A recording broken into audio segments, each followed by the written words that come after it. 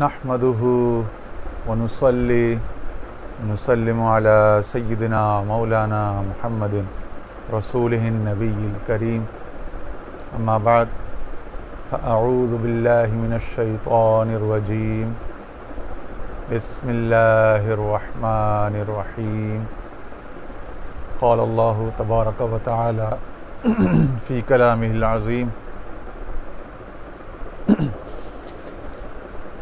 وَإِذْ قَالَ مُوسَى لِقَوْمِهِ إِنَّ اللَّهَ يَأْمُرُكُمْ أَن تَذْبَحُوا بَقَرَةً قَالُوا أَتَتَّخِذُنَا هُزُوًا قَالَ أَعُوذُ بِاللَّهِ أَنْ أَكُونَ مِنَ الْجَاهِلِينَ صدق اللہ مولانا العظیم۔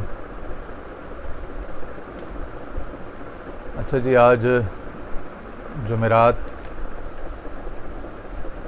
7 اپریل اور رمضان کا آج 5واں روزہ ہے،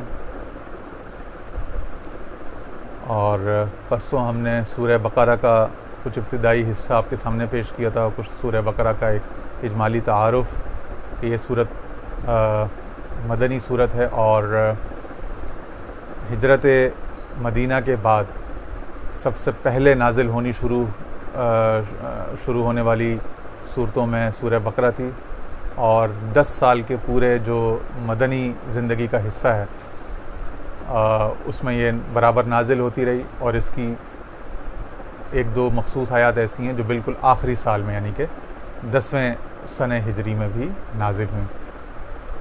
اس میں بکثرت اہل کتاب کا، یہود نصارہ کا بکثرت ذکر آیا ہے مختلف حوالوں سے، منافقین کا بھی اور دیگر بہت سارے حلال حرام فرائض اور معاملات کا، لیکن اس میں حضرت موسیٰ علیہ السلام اور ان کی قوم کا اور ان کے زمانے کا بھی بہت زیادہ ذکر آیا ہے۔ تو یہاں ایک ایسا مضمون ہے جو بڑا اہم ہے اور ہمارے آج کل کے حالات سے، ہمارے سماج اور معاشرے کے جو احوال ہیں ان سے بہت ریلیونٹ ہے، تو اس کا ہم نے انتخاب کیا۔ یہ آیت نمبر 67 یعنی 67 سے شروع ہو کر 73 تک، 73 تک تقریباً 7-8 آیات ہیں۔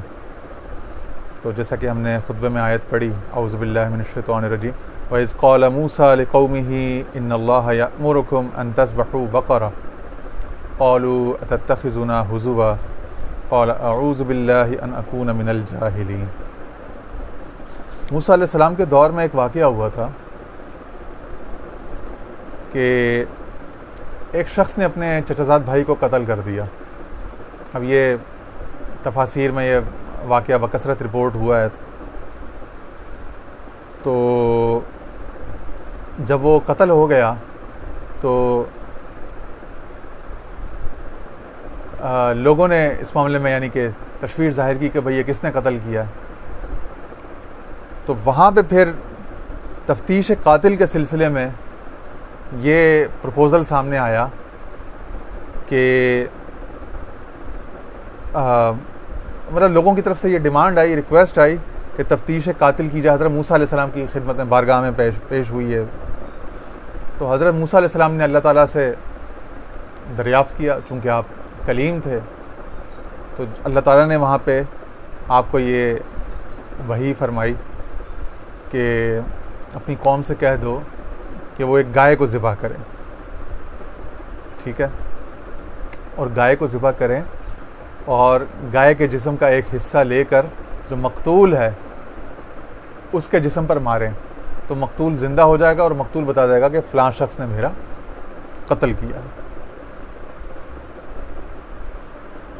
تو اب جب یہ معاملہ ہو گیا تو بنی اسرائیل کو تفتیش قاتل کے سلسلے میں گائے ذبح کرنے کا حکم ملا، ٹھیک ہے، اور جب حکم مل گیا تو بجائے یہ کہ بنی اسرائیل سیدھا ایک گائے لے کے ذبح کر دیتے، حضرت موسیٰ علیہ السلام کے فرمان، ان کے وحی پر، ان کی نبوت پر، ان کے معجزانہ فہم و فراست بصیرت پر اعتبار کرتے ہوئے بجائے اس کے انہوں نے سوال پہ سوال در سوال شروع کر دی، حجت کرنی، بحث کرنی شروع کر دی، اور ان کی حجتوں اور بحثوں کی وجہ سے معاملہ پیش در پیش پیچیدہ ہوتا چلا گیا، بجائے آسان ہونے کے سلجھنے کے معاملہ مشکل سے مشکل ہوتا چلا گیا۔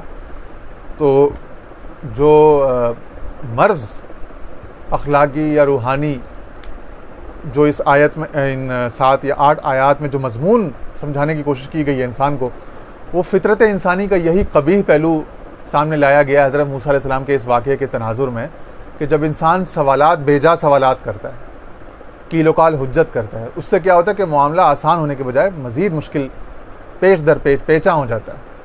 تو آسانی کیا ہے کہ جب آپ کے دل میں ایک آواز پیدا ہوئی تو آپ اس پر آمنا صدقنا لبیک کہتے ہوئے سیدھا سیدھا عمل کر گزریں، یا آپ کو کسی بزرگ نے کسی اللہ والے نے کوئی حکم دیا، کوئی بات ارشاد فرما دی، تو آپ بس کیل و کال حجت کو سائڈ پہ رکھیں اور بس اس پہ تعمیل شروع کر دیں، کام شروع کر دیں۔ تو کام شروع کر دینا اور عملاً ایک معاملے کو یعنی کہ اس کے حل کی طرف چلے جانا، وہ بدرجہ بہتر اور ریکمینڈڈ ہے، بجائے یہ کہ سوال در سوال کر کے چیزوں کو مزید کمپلیکیٹ کیا جائے۔ تو آیت ہے وَإِذْ قَالَ مُوسَىٰ لِقَوْمِهِ إِنَّ اللَّهَ يَأْمُرُكُمْ أَن تَذْبَحُوا بَقَرَةً، اور وہ واقعہ بھی یاد کریں جب موسیٰ علیہ السلام نے اپنی قوم سے فرمایا کہ ایک گائے ذبح کریں۔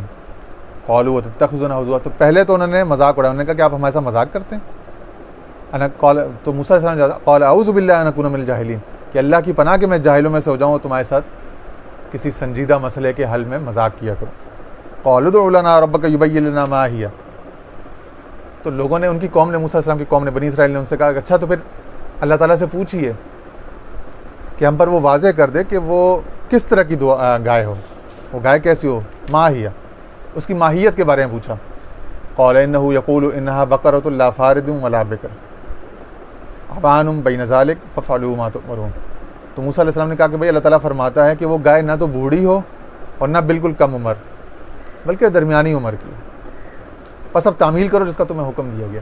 اس سے یہ بات بھی آ گئی کہ جب کبھی کسی مسئلے میں کوئی اشکال، کوئی پریشانی درپیش ہو تو اس مسئلے کا نہ تو ایکسٹریم اپر رخ رائٹ وہ دیکھو، نہ ایکسٹریم ڈاؤن دیکھو، اس میں سے وَابْتَغِ بَيْنَ ذَلِكَ سَبِيلًا، وہ جو ایک جگہ فرمایا نا غالباً سورۃ الکہف یا بنی اسرائیل میں کہ وَلَا تَجْهَرْ بِصَلَاتِكَ وَلَا تُخَافِتْ بِهَا وَابْتَغِ بَيْنَ ذَلِكَ سَبِيلًا، کہ نہ تو اپنی نماز اتنی بلند آواز سے پڑھو اور نہ اتنی پست کر کے پڑھو، بلکہ درمیانی راہ، میانہ روی سے چلو، درمیانی راہ پکڑو۔ تو یہاں پہ حضرت موسیٰ علیہ السلام نے بھی اسی ڈیوائن وزڈم اور حکمت کو، یعنی یہاں پہ انہوں نے بجائے اللہ تعالیٰ کی طرف جا کے وہی سے پوچھنے کے اپنا اجتہاد، اپنا وہ جو فہم بصیرت وہ ہے اس کو استعمال کیا، اور اس میں ایک لیڈر کے لیے یا ایک معلم کے لیے، ایک ٹرینر کے لیے، ایک موٹیویشنل اسپیکر کے لیے، یا ایک قائد رہبر اور امت مسلمہ کی خدمت کرنے والے کے لیے، معاشرے کی خدمت کرنے والے کے لیے نصیحت اور رہنمائی یہ ہے کہ جب بھی آپ کے سامنے کوئی ایسا معاملہ ہے جس میں بہت واضح طور پر، تو اس میں کوئی ایکسٹریم پوزیشن نہ لے، درمیانی راہ لے لیں، اس میں انشاءاللہ عافیت خیر ہوگی۔ ٹھیک ہے، خیر الامور اوسطھا، حدیث میں بھی ہے کہ معاملات کا بہترین پہلو ان کے درمیان میں، بیچ بیچ میں ہوتا ہے۔ ٹھیک ہے نا، اور قرآن شریف میں ایک آیت بھی ہے کہ اس میں بھی یہی ہے کہ وہ سب سے جو بہترین ہے وہ اس کا قصد یعنی درمیانی ہے۔ ٹھیک ہے نا۔ اچھا، پھر اس پر بھی وہ بس نہیں ہوئے قوم، اب ان کی حیل و حجت، ان کی سوال در سوال اور مشکلات کھڑی کرنے کی جو کیفیت ہے وہ مسلسل، وہ نفسیات جاری ہے، تو وہ مسلسل اب وہ اپنے اس مرض میں پوچھ رہے ہیں، قالوا ادع لنا ربک یبین لنا ما لونہ۔ اچھا، اب آپ ایسا کیجئے کہ اپنے رب سے ہمارے حق میں دعا کیجئے، یعنی التجا کر کے پوچھیے کہ اس کا رنگ کیسا ہو۔ قال انہ یقول انہا بقرۃ صفراء فاقع لونھا تسر الناظرین۔ سوری، یہاں پچھلی آیت میں قال انہ یقول، یہاں پہ موسیٰ علیہ السلام نے اللہ تعالیٰ کا ہی قول نقل کیا تھا، ہاں، کہ اللہ تعالیٰ فرماتے ہیں کہ وہ گائے نہ تو جوان ہو نہ بہت زیادہ بوڑھی ہو۔ ٹھیک ہے نا، لیکن اس میں رہنمائی یہ ہے کہ وہ جو اس طرح کے لوگ ہوتے ہیں، جو رہبر، جو اللہ تعالیٰ کی رہنمائی، اس کے فضل و کرم، اس کی رحمتوں میں رہتے ہیں، ان کا اپنا اجتہاد بھی اللہ تعالیٰ کے فضل و کرم سے بڑا محفوظ اور بڑا یعنی کہ بیلنسڈ ہوتا ہے۔ ٹھیک ہے نا۔ تو یہاں انہوں نے پوچھا کہ اچھا رب تعالیٰ سے پوچھیے کہ وہ ہم پہ واضح کر دے کہ اس کا رنگ کیا ہو۔ تو موسیٰ علیہ السلام نے جواب دیا کہ اللہ تعالیٰ فرما رہے ہیں کہ وہ گائے زرد رنگ کی ہو، فاقع لونھا تسر الناظرین، کہ اس کی رنگت خوب گہری ہو کہ دیکھنے والوں کو بہت بھلی لگے۔ اس پر بھی بس نہ ہوئے، گائے کی عمر کا بھی پوچھ لیا، رنگ کا بھی پوچھ لیا، حالانکہ محض ایک حکم تھا مطلقاً کہ کبھی گائے کو ذبح کر، بھائی کسی بھی گائے کو ذبح کر لیتے، بس گائے ہوتی، وہ بھینس نہ ہوتی، بکری نہ ہوتی، بیل نہ ہوتا، بس گائے ہوتی، ذبح کر دیتے، بات ختم ہو جاتی، قصہ مک جاتا. لیکن اب وہ اپنے مسئلے، اپنی پریشانیاں بڑھاتے چلے جا رہے ہیں. اب وہ پوچھتے ہیں قالوا ادع لنا ربک یبین لنا ما ہی ان البقرہ تشابہ علینا وانا ان شاء اللہ لمہتدون. اب انہوں نے تیسرا سوال کیا کہ آپ ہمارے لیے اپنے رب سے یہ بھی درخواست کیجئے کہ وہ ہم پر مزید واضح کر دے کہ وہ کون سی گائے ہے، کیونکہ ہم پر تو گائے مشتبہ ہو گئی ہے کہ بھائی زرد رنگ کی تو بہت سی گائیں ہوں گی، اور اس طرح جوان یعنی درمیانی عمر کی کہ نہ تو بالکل کم عمر ہو نہ بالکل بوڑھی ہو، اس طرح کی بہت سی گائیں ہوں گی. تو اب کیا کریں، اب تو معاملہ ہم پہ مزید مشتبہ ہو گیا ہے، اور اگر اللہ نے چاہا تو ہم ضرور ہدایت پا جائیں گے. قال انه يقول انها بقرة لا ذلول تثير الارض ولا تسقي الحرث. تو موسیٰ علیہ السلام نے کہا، اللہ تعالیٰ فرماتے ہیں کہ وہ گائے کوئی گھٹیا ادنا گائے نہیں ہے، بلکہ یقینی طور پر ایسی اعلیٰ بڑھیا گائے ہو جس سے نہ تو زمین میں ہل چلانے کی محنت لی جاتی ہو اور نہ کھیتی کو پانی اس نے دیا ہو. مسلمۃ لا شیۃ فیہا، بالکل تندرست ہو، اس میں کوئی داغ دھبا بھی نہ ہو. قالوا الآن جئت بالحق فذبحوها وما كادوا يفعلون. میں نے کہا اچھا جی اب آپ ٹھیک بات لے کر آئے ہیں نا، اب اتنے سارے جب ایٹریبیوٹس اور کوالٹیز جو آپ نے بتا دی ہیں تو اب ہم اس کو ڈھونڈ کے اس کو ذبح کر دیں گے، ٹھیک ہے نا، اگرچہ کہ وہ ایسا کرتے ہوئے معلوم ہوتے نہیں تھے. وما كادوا يفعلون وإذ قتلتم نفسا فادارأتم فيها والله مخرج ما كنتم تكتمون. اور جب تم نے ایک شخص کو قتل کر دیا، یہ بنی اسرائیل کی اس قوم سے اللہ تعالیٰ مخاطبہ فرما رہے ہیں، تو پھر تم آپس میں اس کے الزام پر جھگڑنے لگ گئے. اور اللہ تعالیٰ واللہ مخرج، اللہ تعالیٰ تو ظاہر کر دیتا اس شے کو جو کچھ تم چھپاتے ہو. فقلنا اضربوہ ببعضہا، پھر ہم نے حکم دیا کہ اس مردہ، وہ جو مقتول شخص ہے، اس پر اس گائے کا کوئی ٹکڑا لے کر مارو، اس پر لگاؤ. کذالک یحیی اللہ الموتیٰ، اور اسی طرح سے اللہ تعالیٰ مردوں کو جلا بخشتا، زندگی بخشتا. وَيُرِيكُمْ آیَاتِهِ لَعَلَّكُمْ تَعْقِلُونَ، اور اس طرح سے تمہیں اپنی آیات، اپنی نشانیاں دکھاتا ہے، کس طرح سے وہ ایک مردہ شے کے کسی ضرب کے ذریعے سے دوسرے مردہ کو زندہ کرتا ہے. اب اس میں جو مسئلہ ہے نا، وہ پریشانی یہ ہے کہ بار بار سوالات کرنا، کثرت سوال، اور کثرت سوال سے ہمیں قرآن شریف میں بھی منع کیا گیا. سورۃ المائدہ کی آیت نمبر 101 ہے، اعوذ باللہ من الشیطان الرجیم، یا ایھا الذین آمنوا لا تسألوا عن اشیاء ان تبد لکم تسؤکم. کہ اے ایمان والو، تم ان اشیاء کے متعلق نہ پوچھا کرو جن کے متعلق کوئی پہلے سے واضح حکم نہیں دیا گیا ہے. تو جن کے متعلق کوئی صریحاً حکم نہیں ارشاد ہوا، ان کے بارے میں نہ پوچھا کرو، کہیں ایسا نہ ہو کہ ان کو کھول دیا جائے تو تم مشکل میں، تکلیف میں، مشقت میں پڑ جاؤ.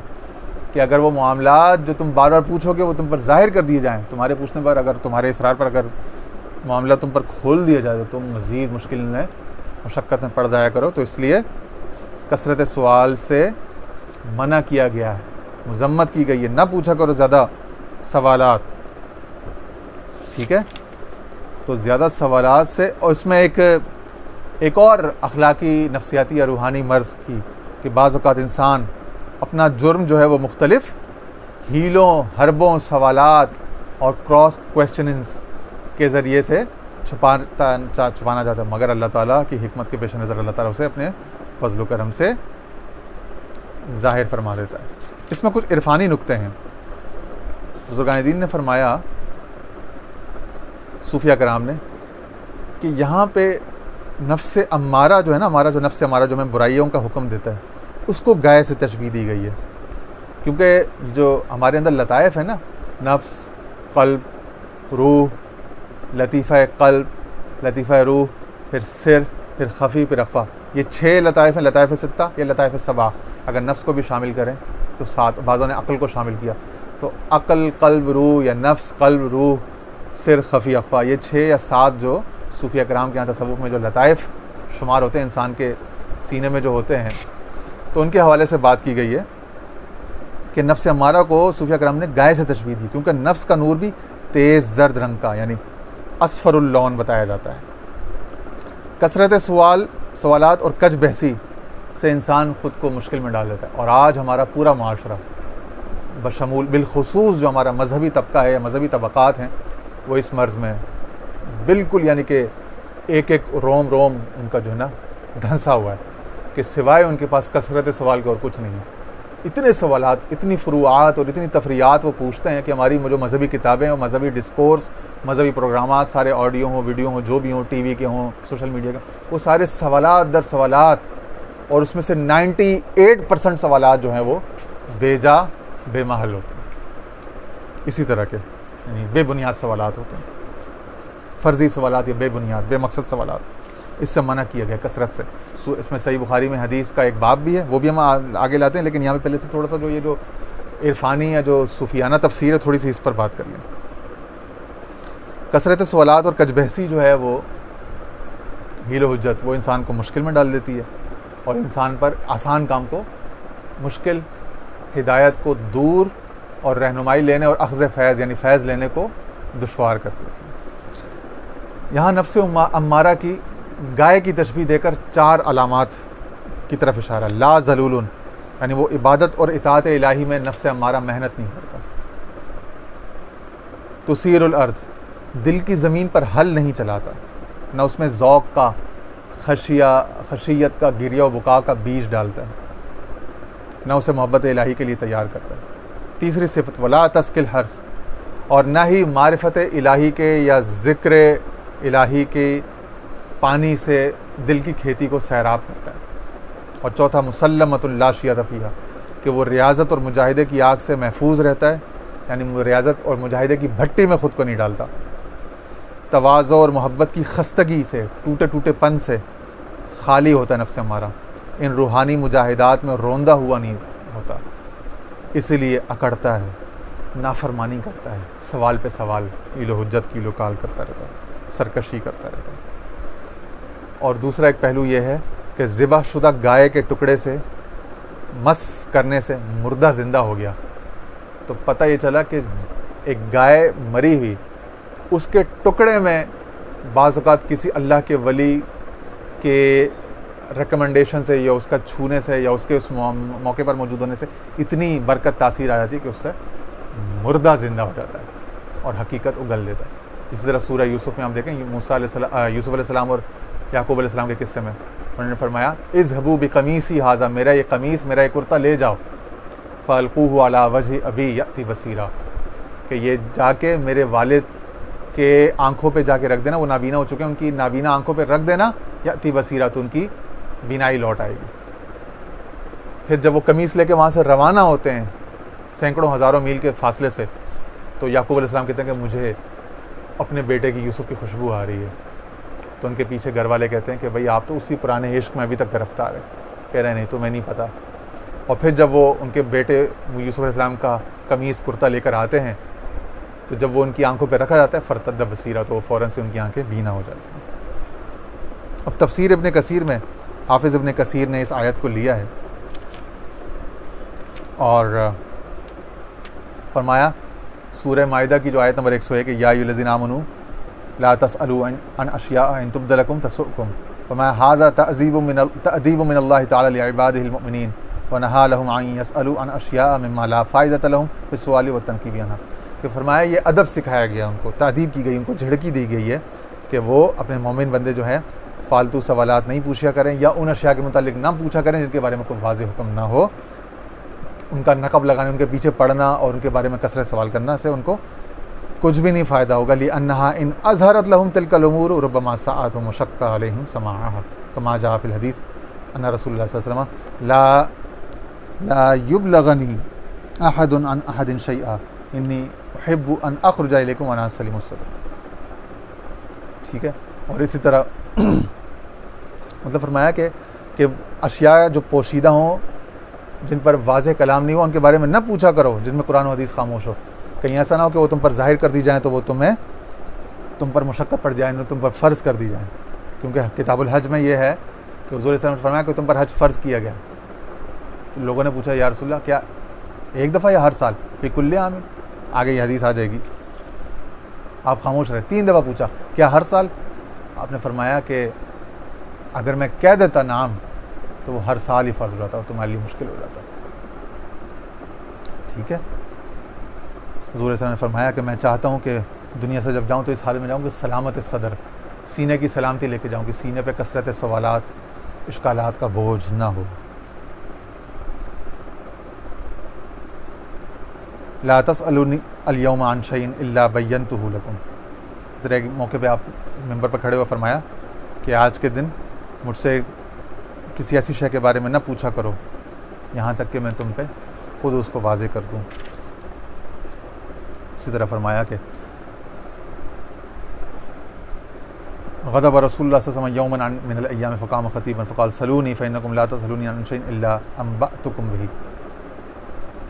ایک مرتبہ آپ جلال میں ممبر پر تشریف لے کر آپ نے فرمایا کہ آج پوچھ لو مجھ سے جو کچھ پوچھنا ہے، آپ تم جو بھی پوچھا کوئی میں بتا دوں گا۔ تو کسی شخص نے پوچھا کہ یا رسول اللہ من ابی، میرا باپ کون ہے؟ اس کو لوگ تانا دیتے تھے کہ تیرا باپ فلاں نہیں بلکہ فلاں ہے، تو ولد الحرام ولد الزنا ہے، جائز باپ کا نہیں ہے، ناجائز اولاد ہے۔ تو وہ معاملہ صرف ظنی تھا، چھپا ہوا تھا۔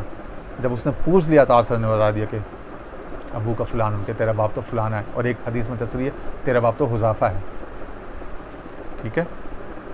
تو یعنی اس کا جو عیب چھپا ہوا تھا وہ کل۔ آگے پھر حدیث ہے کہ جب یہ آیت نازل ہوئی لما نزلت هذه الآیۃ وَلِلَّهِ عَلَى النَّاسِ حِجُّ الْبَیْتِ مَنِ اسْتَطَاعَ إِلَیْهِ سَبِیلًا، کہ لوگوں پر حج ہے اللہ کے گھر کا جو اس کا راستے کی قدرت رکھتا ہو۔ تو لوگوں نے پوچھا یا رسول اللہ فی کل عام فسکت، فقالوا فی کل عام، بار بار انہوں نے پوچھا کیا یا رسول اللہ کیا ہر سال؟ لا ولو قلت نعم لوجبت ولو وجبت لما استطعت۔ اس طرح آگے فرمایا لو قلت نعم لوجبت ولو وجبت علیکم ما اترکتموہ ولو ترکتموہ لکفرتم۔ آپ نے فرمایا کہ تم بار بار پوچھتے ہو نہیں ہے، لیکن تم بار بار پوچھتے ہو اگر میرے منہ سے ہاں نکل جائے گا تو پھر تم پہ ہر سال فرض ہو جائے گا حج، اور اگر ہر سال فرض ہوگا تو پھر اس کی تم طاقت نہیں رکھو گے، اور اگر تم اس کا انکار کرو گے یعنی جب اس کو پورا نہیں کرو گے تو گویا کہ تم نے اس کا حکم عدولی کرنے میں انکار کر دیا۔ اسی طرح فرمایا کہ قام رسول اللہ صلی اللہ علیہ وسلم فی الناس فقال، رسول اللہ صلی اللہ علیہ وسلم ایک دفعہ کھڑے ہو گئے لوگوں میں، فرمایا کتب علیکم الحج، کہ تم پر حج فرض کیا گیا۔ فقام رجل من الاعراب فقال افی کل عام، دیہاتی ایک بدو کھڑا ہو گیا عراب میں سے، یا رسول اللہ کیا ہر سال؟ افی کل قال فغلق کلام رسول اللہ صلی اللہ علیہ وسلم واسکت واغضب واستغضب ومکث طویلا ثم تکلم فقال من السائل، کہ آپ غضبناک ہو گئے، خاموش رہے، اور کچھ دیر کے بعد جب بار بار یہ سوال ہو تو آپ نے پوچھا کہ کہاں ہے وہ پوچھنے والا؟ قال عرب انا ایزا، عربی نے کہا یا رسول اللہ میں یہاں ہوں۔ آپ نے فرمایا ویحک ماذا یؤمنک ان نقول نعم واللہ لو قلت نعم لوجبت ولو وجبت لکفرتم۔ فرمایا کہ خدا تیرا بھلا کرے، تجھے کس نے اس بات پر وہ مجبور کیا کہ تو مجھے یہ کہنے میں مجبور کر دیتا کہ میرے منہ سے نام یعنی ہاں نکل جاتا؟ اگر میرے منہ سے ہاں نکل جاتا تو ہر سال تم پر حج کرنا فرض ہو جاتا، اور جب وہ فرض ہو جاتا تو پھر تمہارے لیے مشکل ہو جاتا، اور پھر اگر تم نہ کرتے تو تم مشکل میں آتے۔ الا انہ انما اہلک الذین من قبلکم ائمۃ الحرج واللہ لو انی احللت لکم جمیع ما فی الارض احللت لکم جمیع ما فی الارض وحرمت علیکم منہا موضع خف لبقاتم فی۔ قسم خدا کی مجھے اللہ نے وہ طاقت، وہ منصب تشریع یعنی شریعت یعنی فرض واجب کر دینا، کیونکہ جو سورۃ الاعراف کی 157 نمبر آیت میں ہے نا کہ یہ آپ پہ تم پہ فرض بھی کرتے ہیں، تم پہ حلال بھی کرتے ہیں اشیاء کو اور تم پہ حرام بھی کرتے ہیں، تو رسول اللہ کو اللہ تعالیٰ نے وہ منصب تشریع پوری طاقت عطا فرمائی کہ آپ کسی شے کو ہاں کر دیں، فرض واجب کر دیں تو فرض واجب ہو جائے، اور آپ کسی کو منع کر دیں کسی شے کو تو وہ منع ہو جائے۔ فرمایا کہ تم سے پہلے بھی لوگوں نے جو مشکلات میں ڈالنے والے فالتو سوال کرنے والے لوگ تھے نا، انہوں نے پچھلی قوموں کو مشکل میں ڈالا ہوا تھا، اور یاد رکھو اگر میں پوری زمین کو تم پہ حلال کر دوں تو پوری زمین یعنی دنیا کی ہر شے تم پر حلال ہو جائے، اور اگر میں تم پہ یہ موزے پہننا حرام کر دوں نا تو تم پر موزے پہننا یعنی ساکس پہننا بھی حرام ہو جائے۔ اتنی مجھے اللہ نے طاقت دی، اس لیے احتیاط کیا کرو، فالتو بے موقع سوالات نہ پوچھا کرو۔ ضرونی ما ترکتکم، اور پھر ایک حدیث میں یہ بھی فرمایا کہ جو چیزیں میں چھوڑ دوں، جن چیزوں کو میں نے سامنے نہیں لے کر آیا ان کے بارے میں نہ پوچھا کرو، ان میں مجھے چھوڑ دو۔ فإنما أهلك من كان قبلكم کثرت سؤالهم، کہ تم سے پہلے جو لوگ ہوئے ہیں ان کو ہلاک کر دیا سوالات میں، واختلافهم على انبیاء، اور انبیاء میں وہ اختلاف کرتے تھے کہ فلانا بڑا ہے، فلانا چھوٹا ہے، فلانا کا یہ نہیں ہے، فلانا کا وہ مقام نہیں، اس طرح کی باتیں کرتے تھے، اس طرح کے مسئلوں نے ان کو ہلاک کر دیا۔ اب آ جاتے ہیں صحیح بخاری پر۔ صحیح بخاری میں سے بھی ہم نے یہ ایک تو سورہ مائدہ کی یہ تفسیر میں جو کتاب التفسیر میں سورۃ المائدہ کی آیت لی امام بخاری نے، وہ مقام نوٹ کیا ہوا تھا. جی صحیح بخاری کتاب التفسیر سورۃ المائدہ کی یہی آیت نمبر 101. اس میں کتاب التفسیر کا باب نمبر 12 ہے، باب قولہ تعالی لا تسألوا عن اشیاء ان تبد لکم تسؤکم. سورۃ المائدہ کی آیت نمبر 101 کو انہوں نے باب بنایا ہے امام بخاری نے، اور اس میں حدیث نمبر 4621 4621 لے کر آئے ہیں.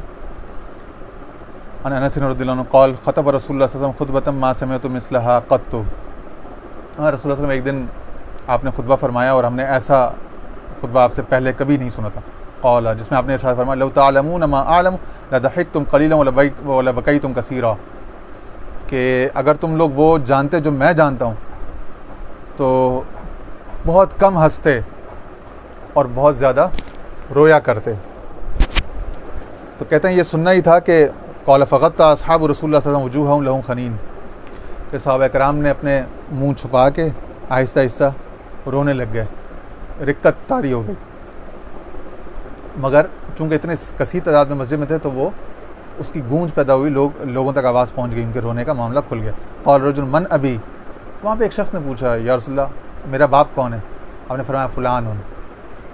وہ جو اس کا پردہ رکھا ہوا تھا کہ اس کا باپ کون ہے کون نہیں ہے، جب پوچھ لیا اس نے تو آپ نے نگاہ نبوت سے وہ جو غیب کا معاملہ تھا وہ ظاہر کر دیا کہ تیرا باپ تو فلاں ہے. فنزلت حاضل آیا. تو ایک شان نزول اس آیت کا حضرت انس بن مالک کی اس روایت کے مطابق یہ بھی ہے کہ پھر وہ اس معاملے میں یعنی اس طرح کے حال میں یہ آیت نازل ہوئی یا اس طرح کے معاملے پر ریلیونٹ ہے. یعنی شان نزول فنزلت، جب وہ صحابہ کہتے ہیں نا نزلت، تو اس کا بعض اوقات ماننا تو یہی ہوتا ہے کہ مورد نزول، کہ جب یہ واقعہ ہوا تب یہ آیت نازل ہوئی. لیکن اس کا دوسرا معنی علم تفسیر میں سورہ تفسیر والوں نے بتایا کہ یہ بھی ہوتا ہے کہ جب اس طرح کا کوئی واقعہ پیش آتا ہے تو اس پر اس کا انطباق ہو سکتا ہے، یعنی اس طرح کے واقعے کے مطابقت میں یہ آیت ہے. تو یہ بھی لازمی نہیں کہ اس موقع پر ہی وہ آیت نازل ہوئی. بہرحال یہ آیت کہ ایمان والو جو چیزیں نہیں ظاہر کی گئی ان کے بارے میں نہ پوچھا کرو، کہیں ایسا نہ ہو کہ وہ تم پہ ظاہر کر دی جائیں، معاملات کھول دیے جائیں تو تم گرانی میں پڑ جاؤ مشقت میں. اس طرح حدیث اگلی 4622 ہے 4622. عن ابن عباس رضی اللہ عنہما قال کان قوم یسألون رسول اللہ صلی اللہ علیہ وسلم استہزاء فیقول الرجل من ابی ویقول الرجل تدل ناقته این ناقتی فانزل اللہ فیہم هذه الآیہ. ٹھیک ہے نا، حتی فرغ من الآیات کلھا. کہتے ہیں کہ بعض لوگ استہزاء یعنی کہ کفار بھی مجلس میں آتے تھے، کوئی منافق بھی، کچھ یہود بھی، تو بعض اوقات وہ عذر مذاق پوچھ لیتے کہ یا رسول اللہ میرا باپ کون ہے، یا کوئی استہزاء میں یعنی ہنسی مذاق میں کوئی پوچھ لیتا یا رسول اللہ میرا اونٹ گم ہو گیا، میرا اونٹ بتائیں کہاں ہے. یعنی وہ آپ کا علم غیب، آپ کی نبوت کو چیک کرتے، آزمائش میں امتحان میں ڈالتے آپ کے علم غیب کو.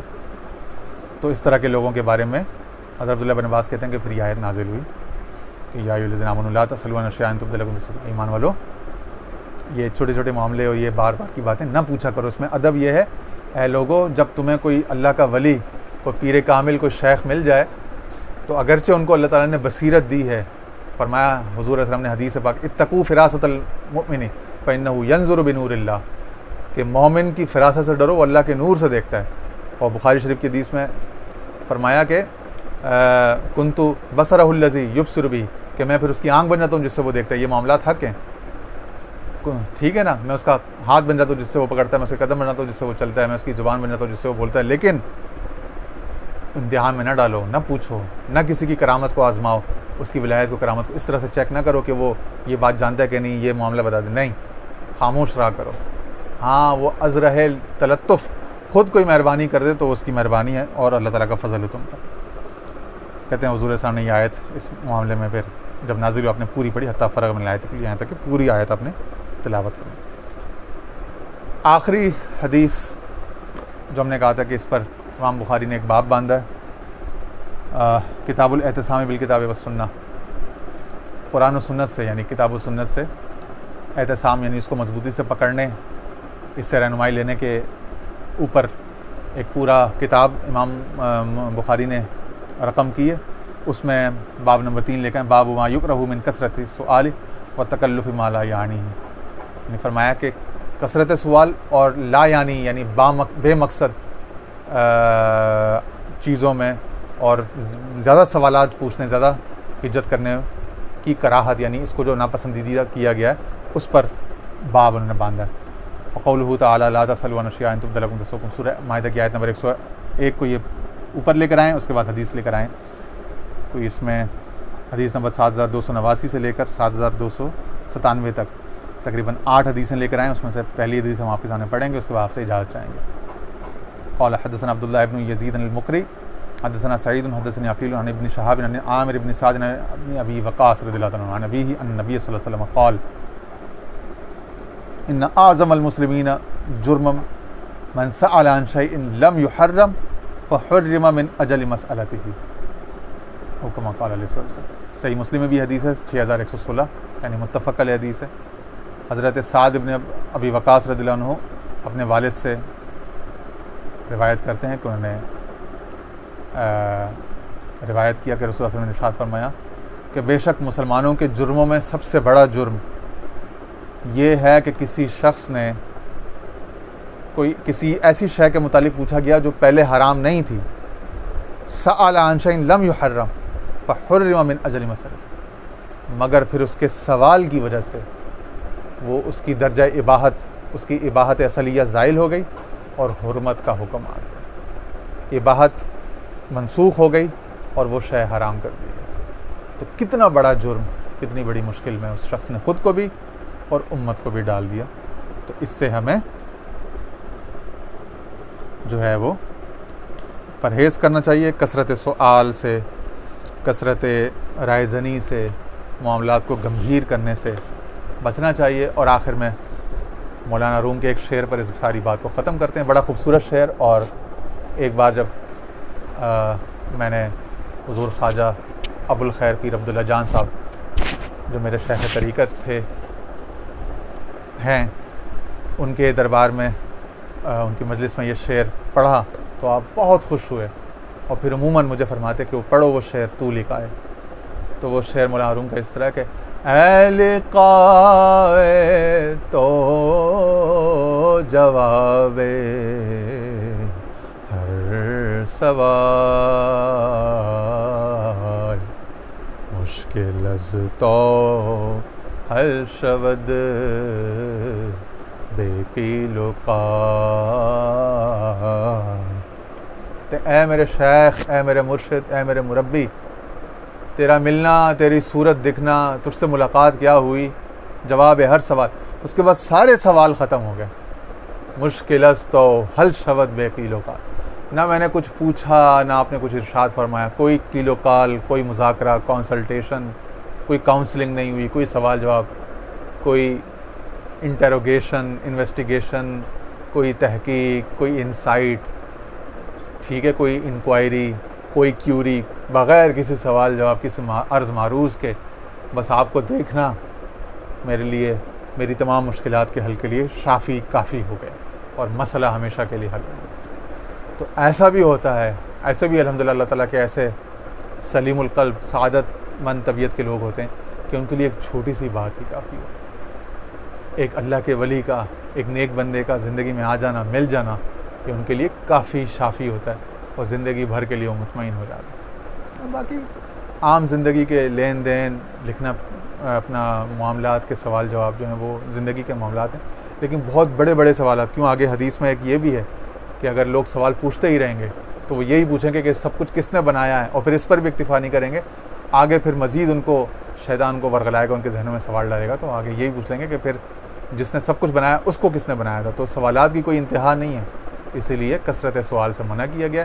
بنی اسرائیل کا یہ جو قوم موسیٰ علیہ السلام کا جو واقعہ تھا قرآن مجید کا، اس میں بھی یہی نصیحت تھی۔ حضور علیہ السلام کی سنت سیرت سے جو حدیثوں سے ہم نے واقعہ سنا، اس میں بھی یہی نصیحت کہ اللہ تعالیٰ ہم سب کو بیجا سوالات، کثرت سوالات کرنے سے اپنے حفظ و امان میں رکھے، ہمیں اطمینان قلب، فتح، یقین نصیب فرمائے۔ وآخر دعوانا ان الحمد للہ رب العالمین۔